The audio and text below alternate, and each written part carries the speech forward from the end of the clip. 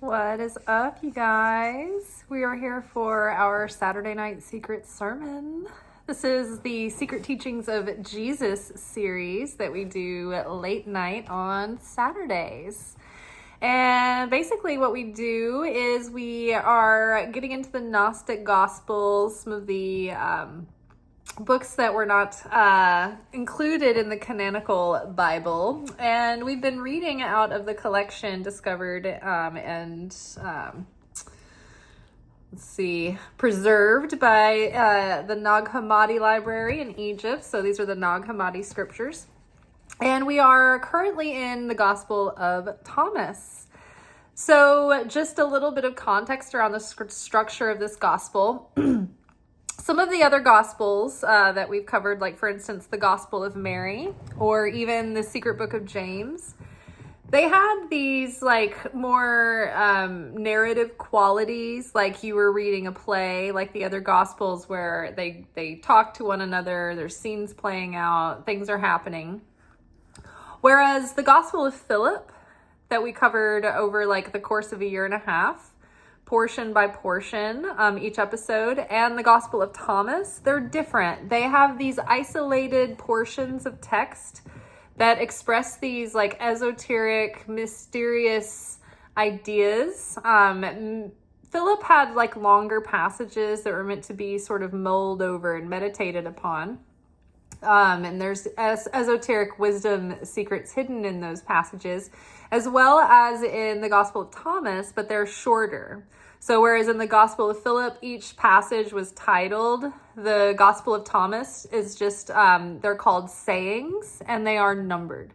And so the Gospel of Thomas is a collection of what they describe as Jesus's sayings, and it's completely centered around the teachings of Jesus. The Gospel of Thomas doesn't talk about anywhere Jesus went or any of the miracles Jesus performed or the crucifixion or the resurrection or any of that. None of the usual narrative story plays out. It's just isolated things that Jesus would say. All right. So last week we were studying saying 21. And this week we're going to pick up on saying 22, although there was a sentence that I missed last week that was left out because it was not like it looked like another portion starting. So I'm going to start with that sentence. It's a easy isolated concept to talk about, and then we'll get into the saying number 22. So the leftover portion from last week is kind of its own idea. So I'm not going to read the whole thing. I'm just going to read the sentence that we didn't cover. And then if you guys are curious, you should go back and watch last week's episode. It was really good. So we're picking up with verse 10, and it says, "When the crop ripened, the person came quickly with sickle in hand and harvested it. Whoever has ears to hear should hear." So I'll read that again. "When the crop ripened, the person came quickly with sickle in hand and harvested it. Whoever has ears to hear should hear." There is a footnote there. Let's see if it's important. Oh, it references Mark chapter 4, verse 29, and also Joel chapter 3, verse 13. So this is interesting because this is a concept that's come up before in the Kabbalah Center. Like the director, Michael, has talked about this, Michael Berg, and my various Kabbalah teachers have brought this up in various classes. I can't remember which course, whether it was Kabbalah, like one of the later ones or the earlier ones, but I remember learning this concept definitely through the Kabbalah Center. And there's a concept called like spiritual promptness or spiritual tardiness. And even this morning I was listening to the Shabbat lecture. It was like an older one. And Michael Berg was talking about this subject, but in so many words. He was saying that when we meet our day and the spiritual work whether that be things that we're led to change or face or come to grips with, transform, or whether it's, our routines and rituals where we say our prayers and do our meditations and things like that.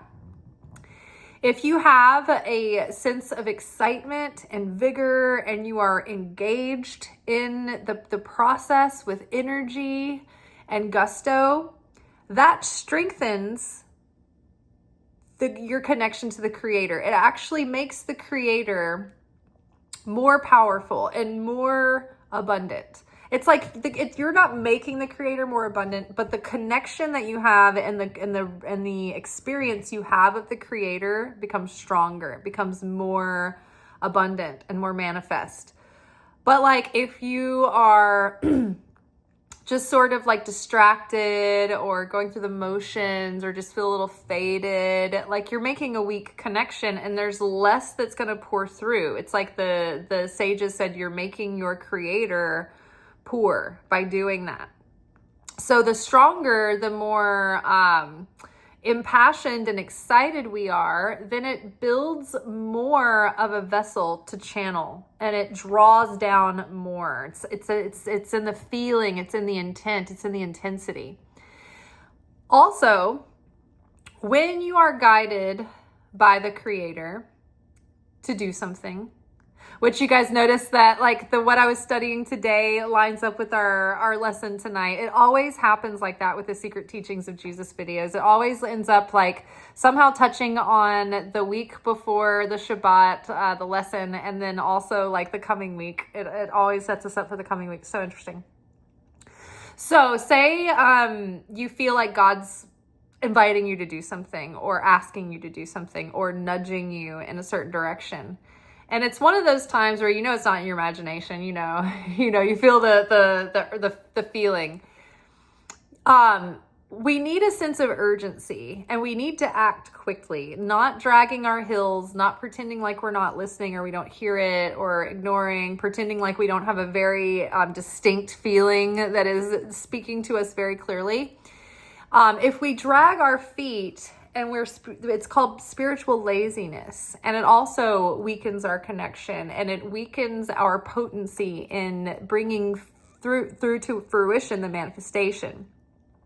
But when we are spiritually prompt, like when we hear something and we feel something, we know we're led to do something, and we know it's the right timing, we know it's not something that needs the right timing, and we know it should be happening immediately, and we hit the ground running, feet on the ground, hit the ground running, and we don't hesitate, we do it. That adds so much more power and momentum to our actions and to God's support and assistance behind those actions. Now, when we take this out of a religious context or spiritual context related to like the Christ and God, and we just look at traditional like spell work in like various forms of witchcraft, part of like making an incantation effective, it has to do with the amount of emotion and intensity and focus that you're able to infuse into what you're doing. That gets the magic going. So it's the same concept. Most magical systems were built from Kabbalah, because Kabbalah is basically the blueprints of reality. So it's like just because you've written you've kind of created your own recipe for a chocolate cake, like generally like we know that chocolate cake requires these certain ingredients, right?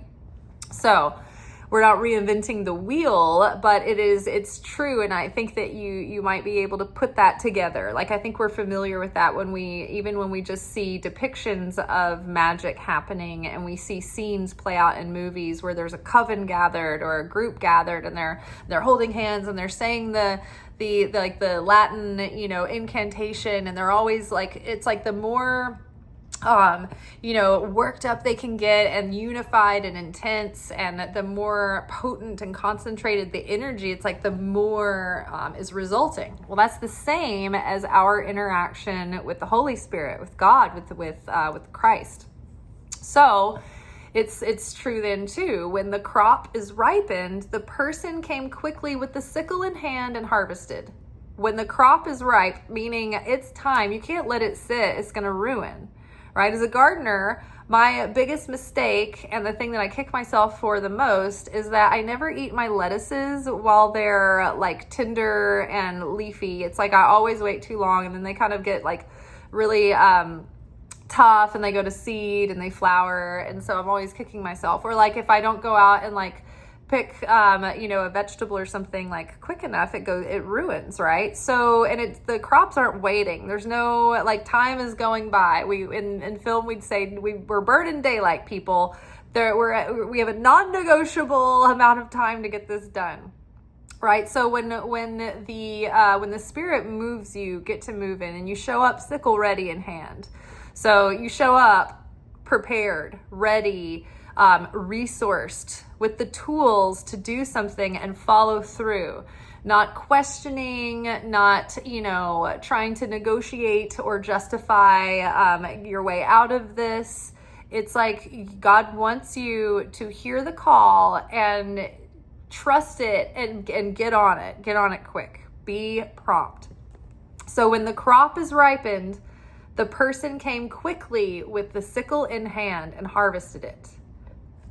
Whoever has ears to hear should hear.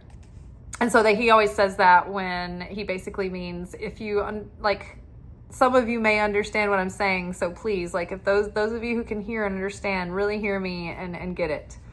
Okay, so that I'll give you an example, a real life example, just to finish that concept fully. So I've been talking about this a little bit in my videos this week about how we're in the beginning of eclipse season. Like the first lunation eclipse hasn't happened, but we're like leading up to that moment. And so the best thing to do is to do any of the pruning, the cutting, the releasing, the letting go, the disassembling before eclipse season. Because what happens is the eclipse portal will open up. Things will happen over those 2 weeks.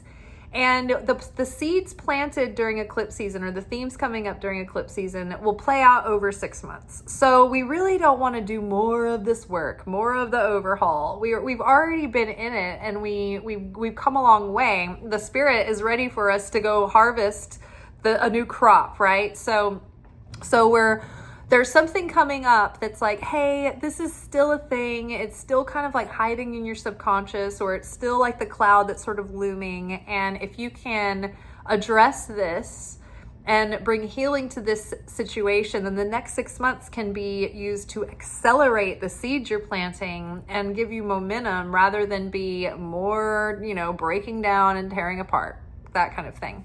So I was like, okay, well, I have a feeling something's going to present itself to me, and it's not going to be easy, and it's going to be very aggravating. And I kind of knew what it was. I felt like it was going to have to do with my dad. And sure enough, like clockwork, he never reaches out. He never wants to, really reach out to us or make plans or anything. And so out of the blue, he reaches out to me and my brother and sister and my mom, like in a group text. And, he was very, like, it's like he's making an effort, but he was just very, like, CEO about it, like, as hands-off as he could be. And it just was like, the Creator made it so that it would be an undesirable invitation given in a pushy, demanding way, in the most irritating, like, inflaming, triggering way possible. And me and my brother, no one answered this text for a while. And in my mind, I knew what I was supposed to do. I knew that I was supposed to answer this invitation and accept the invitation, even though I've been distancing myself from my dad this year out of necessity. But if I'm, honest, and I'm wanting to distance myself because I'm truly worried, or that I want to eventually, for this to help repair the relationship, to make a point so that it can eventually bring about healing, then if he does come around and ask to, for us to all get together, I can't just now reject him and blow him off because maybe he's making a sincere attempt the best he can, right? So I have to be willing and open to allow him the space to come in and attempt to repair. So I know I've got to answer this invitation. I don't want to yet. I know that I am a bit too salty. I am at risk of saying something, flying off the handle, whatever. So I'm like, I've got to get my attitude right before I can answer this text message. But in my mind, I knew that God was like, you can't drag your feet on this too long. I want you to be spiritually prompt about this. Don't be spiritually lazy. Don't drag your feet, right? It's like when we get out of bed in the morning, we don't want to get, when you lay there for a long time, you want to press snooze and you're like, I don't want to get up. And then you start your whole day feeling lethargic, sluggish, kind of depressive. But if you just go ahead and get up, hit the ground running, get out of bed, don't wait around, get your body moving, then it's like, oh, you wake up and you feel good and you have this momentum and this energy that seeds the day in a positive way. And so you want to, in the morning, that's the seed level of the whole day, right? So you want to plant positive seeds, be prompt, be quick. When the crop is ripened, the person came quickly with the sickle in hand and harvested it.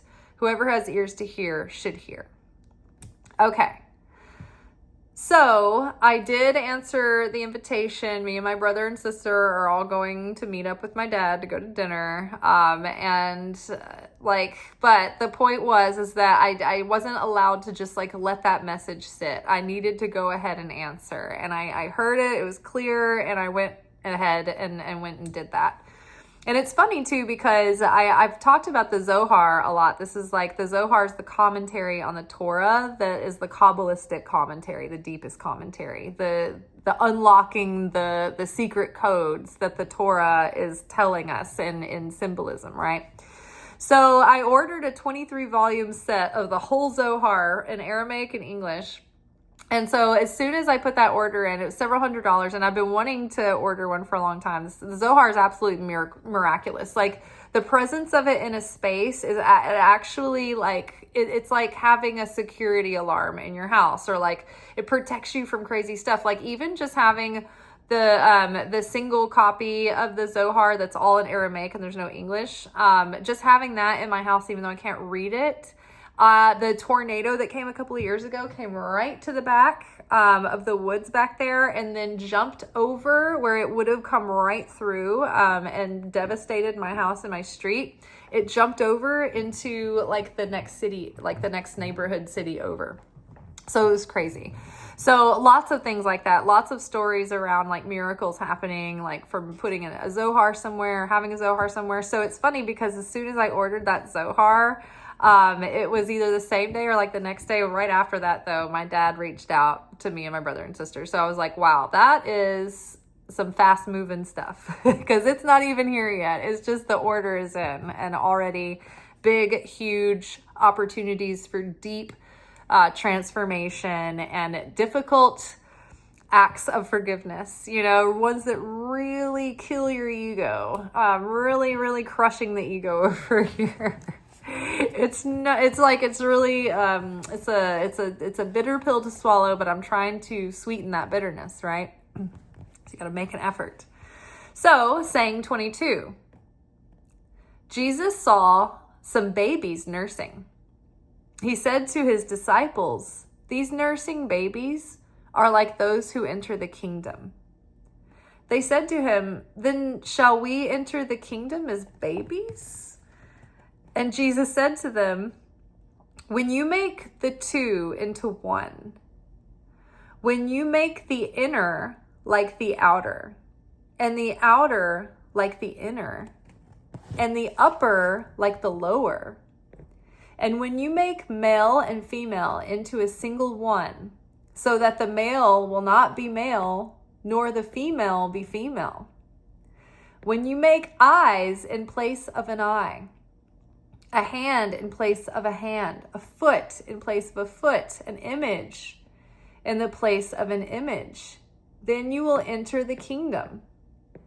So yeah, back to what Michael was saying, when you don't follow through on things and you have like weak energy about the day and you're not really like meeting the day with any gusto or passion or follow through, like those are like dead days, and they weaken your connection, and they kind of like dry out your storehouse of blessings. So the more impassioned and excited and intentional that we can meet our day, it fills our storehouse and it strengthens our channel, strengthens our connection for that, all that, the blessing to be channeled through. So let's read that again. Jesus saw some babies nursing. He said to his disciples, "These nursing babies are like those who enter the kingdom." And they said to him, "Then shall we enter the kingdom as babies?" And Jesus said to them, "When you make the two into one, and when you make the inner like the outer, and the upper like the lower, and when you make male and female into a single one, so that the male will not be male, nor the female be female, when you make eyes in place of an eye, a hand in place of a hand, a foot in place of a foot, an image in place of an image, then you will enter the kingdom." So he saw some babies nursing, and he said, "These nursing babies are like those who enter the kingdom."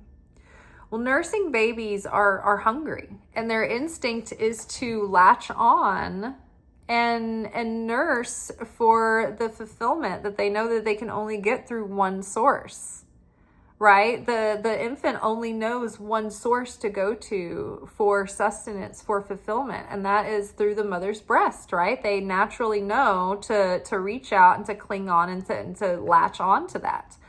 So Jesus is saying that those who really enter the kingdom, those who unlock that kind of consciousness, know that it requires that kind of hunger, and that following our instinct, that even when we look for the light, the fulfillment of the light in these husks, right? Like, oh, I want to buzz, I want to, go out and get drinks, or I want to date this person and, have a fling with them or whatever. It's like you're reaching for this temporary light that's not lasting, and it's a quick hit, but then you crash, and it loses its fulfillment, and it doesn't have long-term fulfillment. And that is because the light that we're seeking through those vessels is the light of the Creator. It's all the light of the Creator. But we are fixated on the vessel and not the source, the true source of the light. And so we're looking for that satisfaction, that fulfillment in the wrong vessels. And so the kingdom of heaven, it begins by having an understanding that God is the ultimate source of everything, of all fulfillment, and of all that we see, and of all the beyond what we can see, hear, feel, taste, and touch. So God is the true source of our sustenance, of our fulfillment, of our life force, of our vitality, of our world, of our blessings coming in. Even what we deem in our eyes as curses or things that are inconvenient, or what we project as being bad, all of that is being brought and presented by the Creator for the potential of it to awaken and reveal the light of our soul and break the shells of negativity that are shrouding that light. So everything that we go through in our lives is essentially intended to reveal the light of our soul if we choose to perceive life in a certain way where we understand that that's what's going on. That's part of the process. Otherwise, we're getting torn around like a rag doll, getting more and more bitter and angry and confused about why things are happening the way they are. And then it starts to get worse. Whereas like if you can figure it out and you can wake up inside the game, then it's not that you don't go through challenges, but it seems like the chaos sort of like you find your balance and you start to find harmony and things start to harmonize. So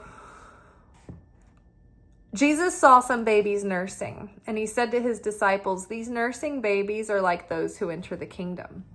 So those nursing babies, they're not distracted with, all the things that they need to do on their to-do list. Babies are simple. They're not arguing. They're not asking questions. They're not in doubt. They're not in lack. They don't have the context to think this way. Babies are purely so innocent, and they have such a clean slate and a clean slate of consciousness. They haven't had the negative subconscious programming yet, or the fears or the situations that cause very young subconsciouses to form defense mechanisms, right? So babies are clean slate, pure. They're absolutely trusting, right? They have to rely on what is outside of them. They have to rely on something bigger than them to take care of them.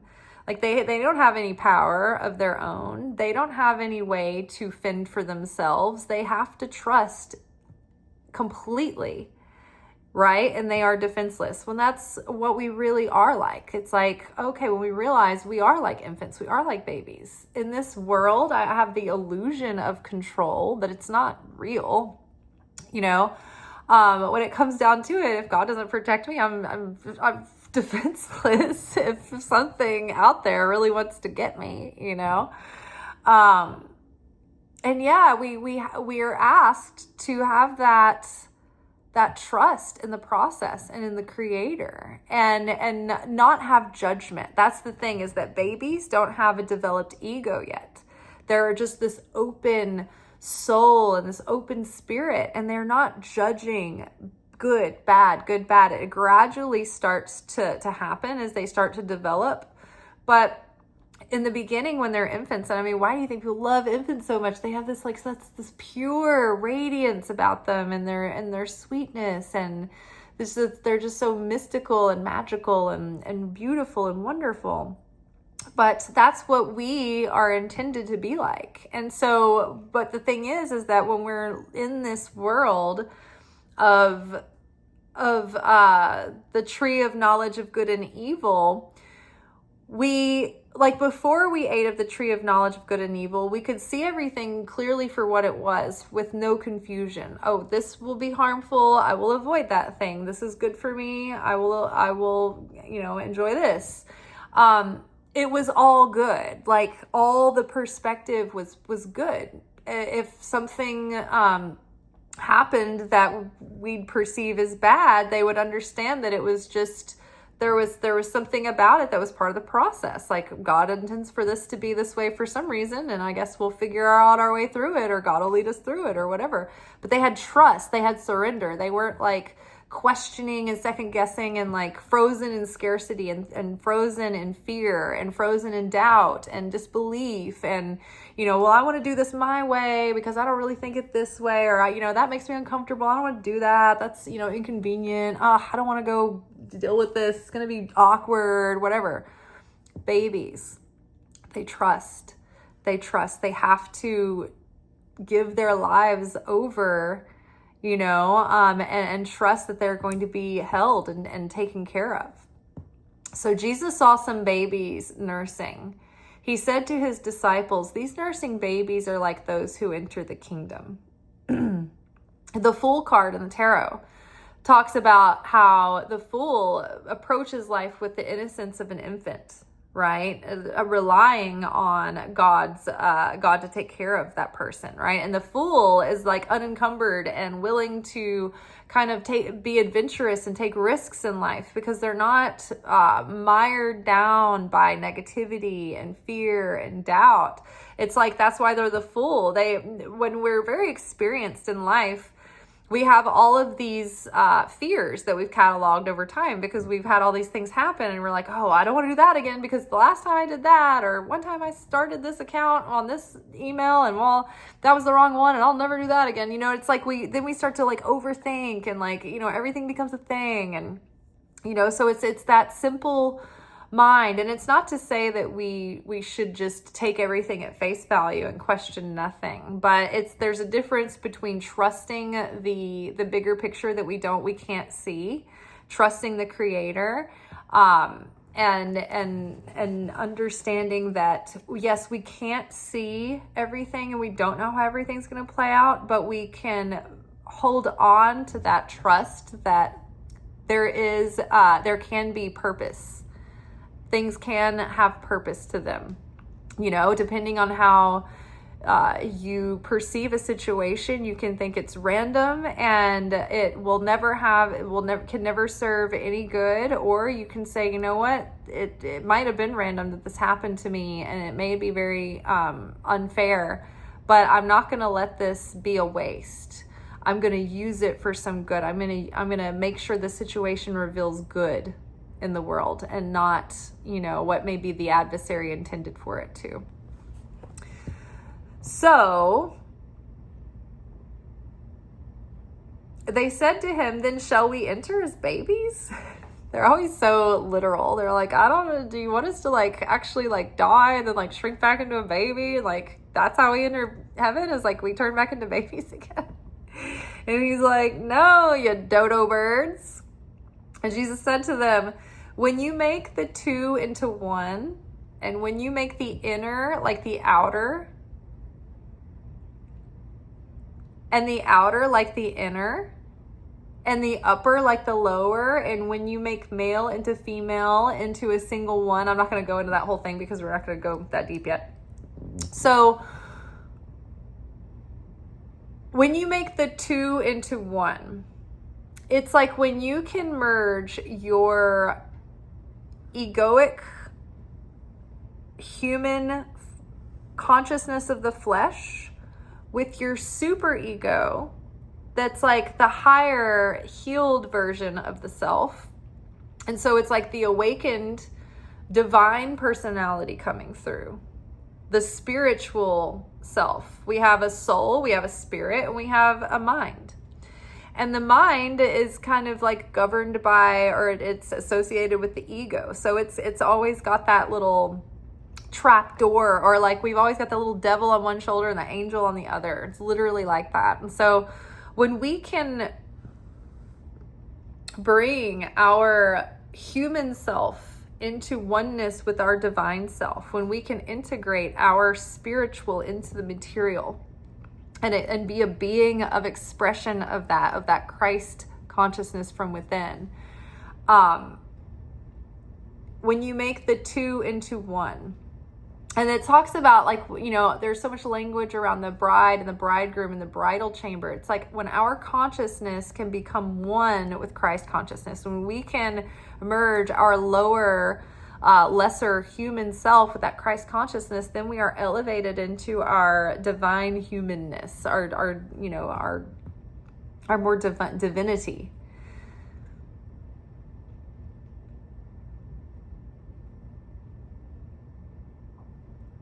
And Jesus said to them, when you make the inner like the outer, and the outer like the inner. Now look at a baby. They're so honest. There's no preconceptions. There's no facades. There's no, putting on airs. There's no white lies or being people pleasing with babies. They're very much whatever's on their inside is their outside.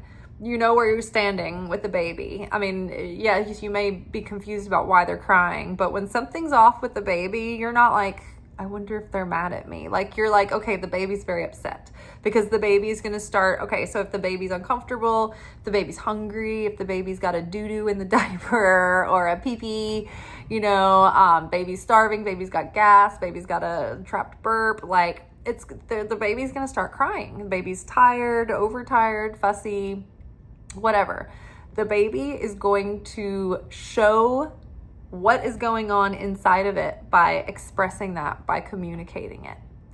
The sages, they weren't allowed to enter the temple and study the Torah and work with the Torah unless their inner matched their outer. They had to have integrity. They had to have alignment. They couldn't harbor all of these ill will or whatever, or all of these angry thoughts or feelings like secret opinions or judgments or whatever, and then come in to study the Torah, because the power of a group or a cohort or a minion has to do, it's literally rooted in their unity, right? And in their togetherness and their connection, the unity. So Jesus is saying that, a person who enters the kingdom, their inside has to be who they are on the outside. And we talked about this earlier in this week when I mentioned my coworker who was, and me and him talked about this the other night, because I was like, oh my God, I use you as an example, because we were literally, this whole thing came up when we were talking about it. And I was like, this is exactly what I was talking about in my video. So this guy, on the outside, he's kind of an asshole sometimes. But on the inside, he's just kind of an asshole sometimes. Like he's honest about where he's at and what he thinks and how he feels. And you never have to worry about wondering where you stand with him. Like, you will know. He's very there's nothing like going on inside that he's not expressing on the outside. He's authentic. He's he's straightforward, but like, he's real. And so for me, his personality has never bothered me. I don't take it personally. And I appreciate actually someone being like that around me, because I'd rather someone be real and authentic than be two-faced or like phony, right? So we were talking about that, and I was like, yeah, actually, it makes you more godly than like a super nice person who's actually like bitter and hateful about it on the inside. Like, yeah, I'm being a team player and I'm being nice on the outside, but like on the inside, it's like you're a totally different person, and like maybe even doing dishonest or shady things or whatever. Not him, but like just as an example of the opposite, right? Like, oh, we've all met that person where we were like, oh my God, they seem so nice. They were so passive and, and cooperative, and they went along, and then they were like seething with bitterness, and you know what I mean? So it's like, we need to have authenticity and integrity. And if we are one way on the inside, then it doesn't mean we have to go out and spew and dump on everybody and say everything that's on the inside. But it does mean that we should not pretend to be something that we're not. And we shouldn't pretend to go along with something that we don't agree with. And we should make sure that we have integrity, that what is on the inside is actually what you get on the outside, right? So, when you make the two one, and when you make the inner like the outer and the outer like the inner, right? And so if you are finding inner peace and inner fulfillment, then you begin to hopefully start embodying that spiritual change on the inside in your outer, acts and acts of sharing and behavior and your outer presentation. And, as you make positive changes on the outside, and you do acts of sharing, and you restrict from your lesser nature or your more negative nature, and you enhance your more giving and loving and positive, I don't want to use the word positive, because I think that sometimes that can be dishonest and toxic, but loving and sharing and giving. And, we can discern the difference there. So when you are that way, in your actions, it actually starts to change the inside too, right? But what doesn't ever yield good fruit is when you feel one way on the inside and you're thinking on the inside, but it's never expressed on the outside. Have you ever had like one of those fights or conversations where you really need to clear the air with somebody, and it starts off as sort of like a little bit heated, and then the more you talk it out, you might express some things, and as it turns out, maybe you had misperceived or misjudged, and the person had no idea that that's the way they were coming off. It's not always the case, but sometimes it is. And so there's a lot of teachings that value, and I mean, if you know anything about how the Jewish faith like studies, it's all about discussion and debate and bringing everything out and talking about it and debating it and ad nauseum. They encourage everyone to be heard and to verbalize their thoughts and their insights and their opinions, so that, for one, if someone is like going around with these misconceptions, they can be addressed, they can be cleared up, or if there's confusion, it can be communicated and addressed, right? But if you're just like secretly like keeping all this stuff in and you're just ruminating in your own thoughts, it's like those misperceptions can never be corrected unless they're voiced, right? What if you're in a group of people and there's somebody with like, a critical judgment about something that's getting worked up into a very dangerous ideology, or it could, and their conclusions are drawing and creating something that could be really misleading for people or whatever. Well, if that's not brought out in the open, then that can't get addressed either. So it was a rule that people had to feel safe enough to be heard, to communicate, to open their heart and be heard and feel safe to let their opinion or their outlook or their take on something be communicated. Everybody gets the space to say what they think, to say their opinion, without being shamed or attacked. But at the same time, it can be discussed and unpacked and corrected or whatever. But you had to feel like you were okay to speak that out.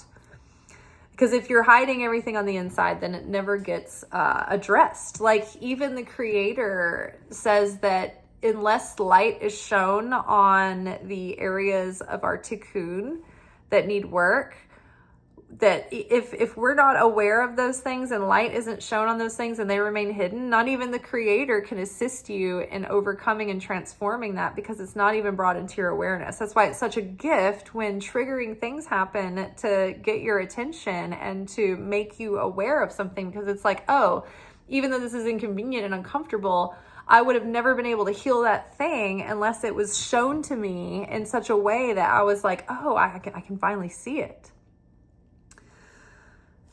And the upper like the lower, and as above, so below, right? So what we want to do to enter the kingdom of heaven, the whole point is that we are correcting our tikkun, our soul correction, right? And we are making ourselves in the image of the Creator, making the lower us, the lower world, the lower worlds. We are forming ourselves and molding ourselves into the image of the upper, the Creator.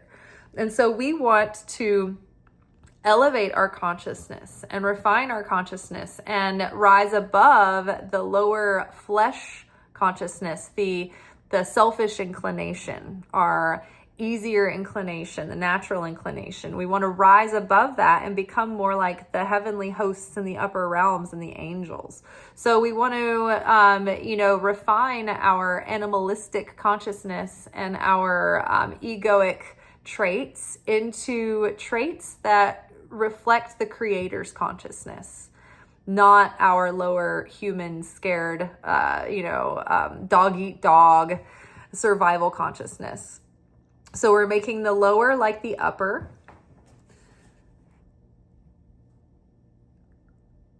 And the upper like the lower.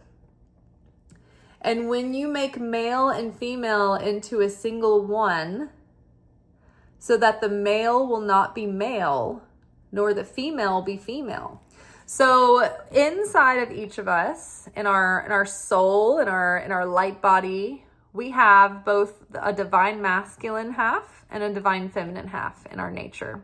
And these are in different amounts for everyone. So it's always this dance. But our divine feminine is our emotional world and the world of our soul and the world of our spirit. And the divine masculine part of us is our consciousness, our reason, our logic, our physical strength, our action, our ability to move and express the part that is our soul.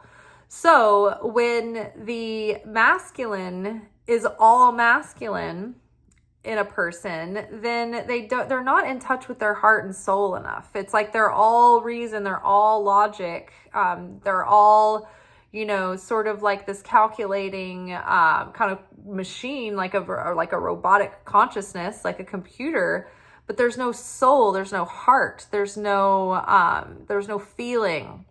It's like the tech bros that are insane and they're literally trying to like destroy the earth, and they don't care about nature, and they want to put like 1 million data centers in the sky, and they don't care about the sky, and they're like crashing their trash rockets into the moon and like hurting the moon. And it's just like they have no care. It's just so like bottom line, whatever it costs, we're gonna obliterate life as we know it in the Milky Way just so we can drive our agenda, right? That's a masculine with no feminine, right?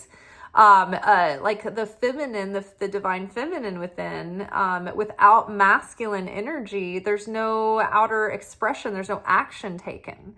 It can be a little bit ungrounded because there's no reason attached to faith and inspiration and imagination and being led by that divine voice within. It's like that needs to be a little bit balanced with a dispassionate analysis. And so we're not completely controlled by our feelings and our emotions and completely swayed by those. So when we can combine the two together, when both of the aspects of our divine feminine are brought into perfection, so to speak, and then our divine masculine part of ourselves is brought into awakening and perfection, and those can be brought into balance, that's when you see that the upright triangle and the lower triangle brought together in that 6-point star. It's the divine feminine and the divine masculine merged in the alchemical marriage, and that allows for the person to have an embodiment of their soul and spirit and an ability to have a connection with the Holy Spirit, hear that voice, hear that guidance, and then have reason and in how to execute those steps, but to physicalize it, to actually take that action, embody the spiritual essence coming through by the way that we physically show up in the world and take action, right?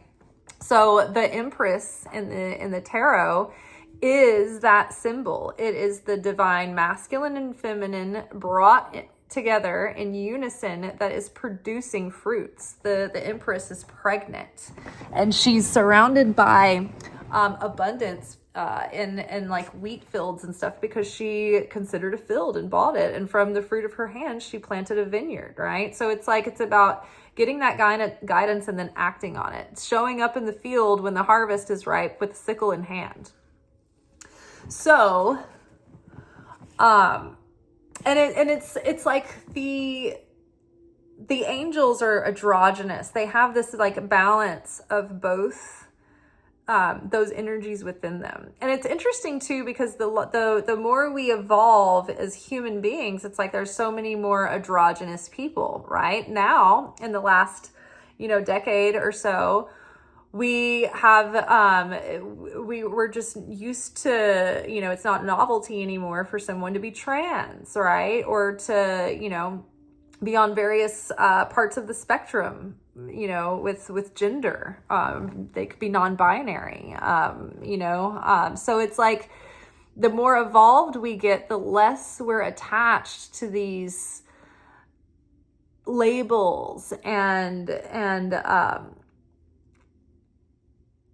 these cookie cutter definitions and fleshly limitations. It's like people are able to express their spirit and their soul in a way that's not dependent on their physical story, right? So it's more like the spirit is not dependent on the physical appearance. And when you make male and female into a single one, so that the male will not be male, nor the female be female. So it's like you merge so that they're almost made into a new thing, but it's like it's a balance or a dance, right?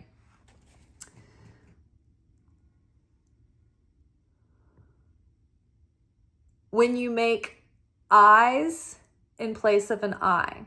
Now, this was part of Michael Berg's lecture today. It was how you, or maybe it was part of A10's. One of them. I listened to 2 lectures today. But one of my teachers was talking about this. But we want new eyes. Because the way that we perceive life, the way that we're looking at life, the way that we see everything that's happening to us is telling our consciousness whether or not to experience this as a blessing or a curse. And so our eyes can either cast judgment or they can be like that infant who doesn't have judgment. And so when we cast judgment on something, it like takes away its power and it puts us under the watchful eye of the angels, right? It's like when we judge, we will be judged. Judge not lest you be judged. Same.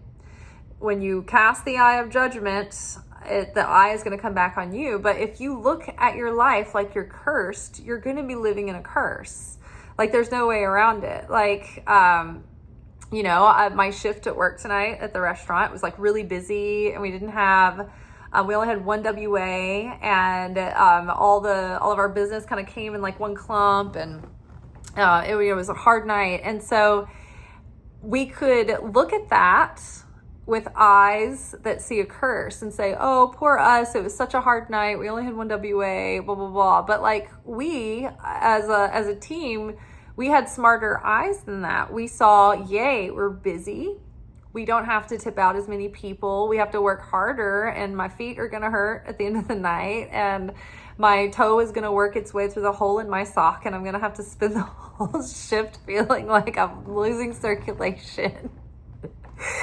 But it's a blessing because we're getting to make good money tonight, right? There's so many things in life that I have been through that a lot of people would look at and think that, wow, you've really been through a lot of tragedies. Or even looking at my status at this point in my life and thinking, wow, you're cursed or whatever. But I don't see it that way at all. And I feel happy and I feel fulfilled and pretty content a lot of the time.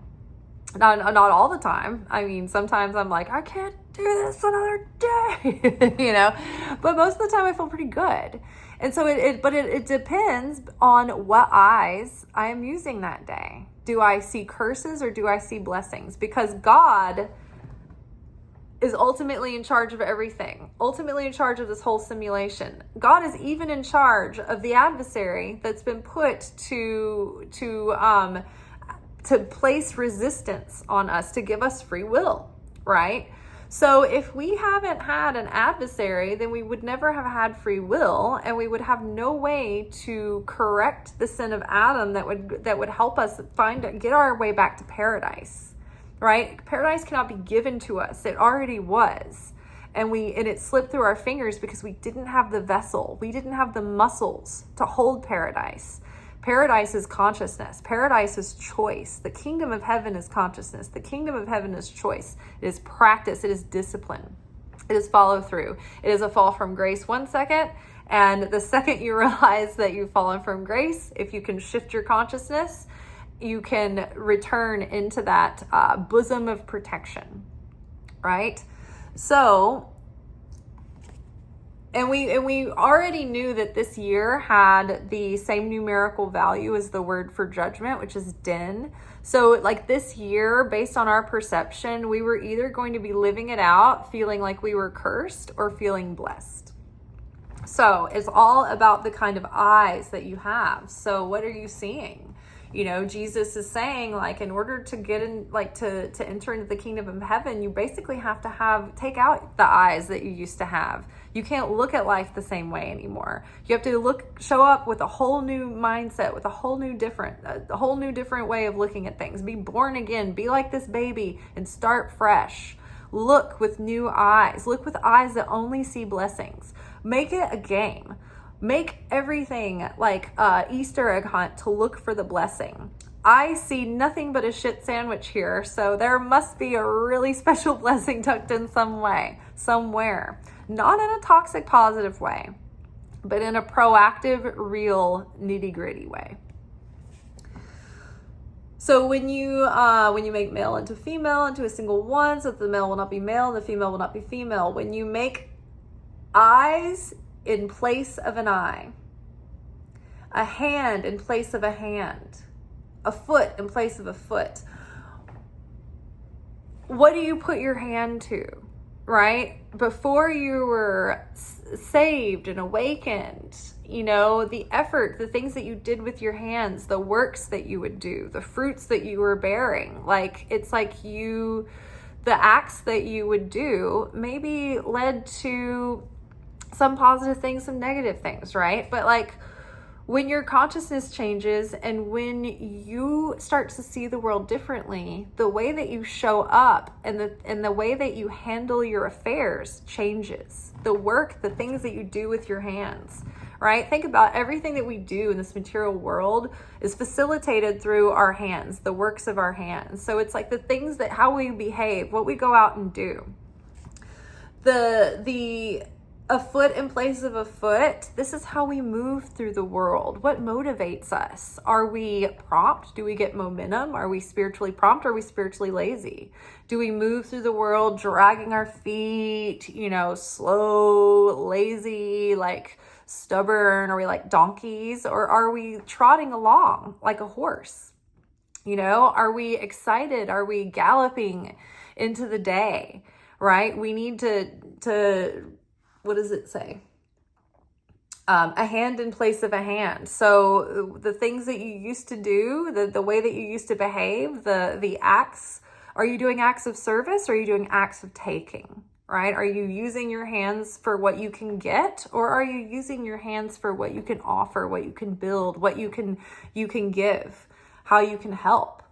You know, are your feet leading you to places that are self-serving, or are they leading you to places where you can serve others? You know, how are you moving? Are you moving there quickly? Are you moving there, you know, in a very roundabout way, or are you taking a direct path? An image in place of an image. So again, you know, when we hear this word image, it immediately brings to mind in the image of God, right? It's like how we perceive God, how we see God, right? So we need to replace our old image before we were born again, before we were awakened, the image of ourself, the image of our place within the world, within existence, within life. It's completely different. It's completely changed. You know, how I thought of myself and how I understood myself 10 years ago, even though I was a spiritual person and I had faith and I believed, and I've always been raised that way, it still 10 years ago was, you know, I was a lot younger in my depth of my relationship with God and my practice, my spiritual practice on a daily basis. And so how I think of myself now is a completely different image of how I perceived myself before. And I think that what it is ultimately is, are we bearing the image of God, or are we trying to bend God in the image of ourselves? The mainstream's problem right now that a lot of people are witnessing, that is making for a lot of chaos and negativity in the world, is that so many of these toxic religious groups only believe in the Jesus that reminds them of their own self, in their most negative self. They project this version of Jesus that tells the story that they want it to, so that they feel comfortable about who they already are and the agenda that they want, the agenda that they want to project on others, right? So that is worshiping a God that is in the image of man, essentially. Whereas we are to mold ourselves and change and do that correction so that we go from being in the image of this lowly, like kind of animalistic human to being in the image of the Creator. So we have the Creator's consciousness and the Creator's behavior, not in a lorded over, power over you kind of way, but in I serve you, a sacrificial love kind of way.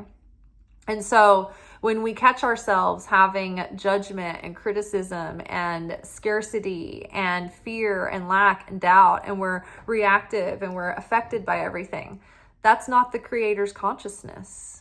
That's the old image. That's the lower human image of us. Oh, I'm scared. My ego is in control. I need to survive. I need a defense mechanism. I need an escape. Anything, right? But like, the Creator's consciousness is not affected. The Creator's consciousness is cause.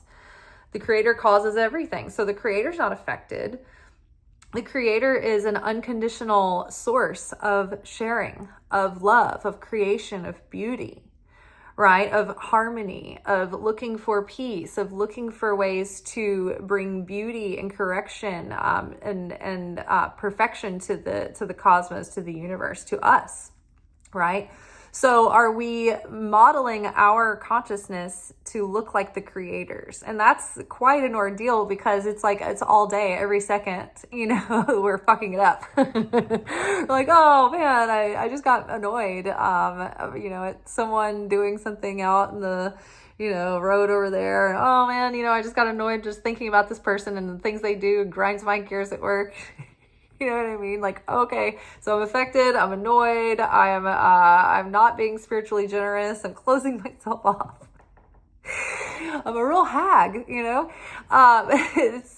not in the image of the Creator to see the difference. So it's like, you have to constantly like catch yourself and be like, okay, building the vessel is trying to make oneself more like the Christ, more like the Creator. And that's why we had Jesus. Jesus came to us because God is like, okay, I know I'm like very lofty up here, and it's hard to imagine how you would define yourself, or how you would refine yourself to reflect my image, unless you saw it in the flesh, because it's really, it's a far out concept, and it's really easy to get into dogmatic practices and purity culture and rigid law and legality. When in actuality, God was like, you know what? Here's Jesus. If I was here on earth as a human being, this is how I would behave. This is my consciousness. This is how I would interact with you all. So this is the example that I'm sending here to give to you, to learn from, and to model yourself after.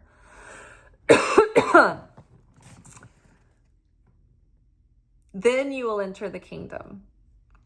All right, so let's read this through a couple of times and then we'll be finished. So I'll start with when the crop is ripened. So when the crop ripened, the person came quickly with a sickle in hand and harvested it. Whoever has ears to hear should hear. Jesus saw some babies nursing. He said to his disciples, "These nursing babies are like those who enter the kingdom." They said to him, "Then shall we enter the kingdom as babies?" It cracks me up how dumb they are. And Jesus said to them, "When you make two into one, when you make the inner like the outer, and the outer like the inner, and the upper like the lower, and when you make male and female into a single one, so that the male will not be male nor the female be female, when you make eyes in place of an eye, a hand in place of a hand, a foot in place of a foot, an image in place of an image, then you will enter the kingdom." So one more time for the cheap seats in the back. Let's go. When the crop ripened, the person came quickly with a sickle in hand and harvested it. Whoever has ears to hear should hear. Jesus saw some babies nursing. He said to his disciples, "These nursing babies are like those who enter the kingdom." And they said to him, then shall we enter the kingdom as babies? And Jesus said to them, when you make the two into one, and when you make the inner like the outer, and the outer like the inner, and the upper like the lower, and when you make the male and female into a single one, so that the male will not be male, nor the female be female, when you make eyes in the place of an eye, a hand in the place of a hand, a foot in the place of a foot, an image in place of an image, then you will enter the kingdom. All right, you all. That is all for tonight. We will be back together tomorrow for our weekly energy oracle forecast. By then, my Zohars should be delivered. They were supposed to show up today, and I guess they got delayed. So I'm so excited to get my set, and I'll show you guys. God. All right, we'll see you tomorrow. Ciao.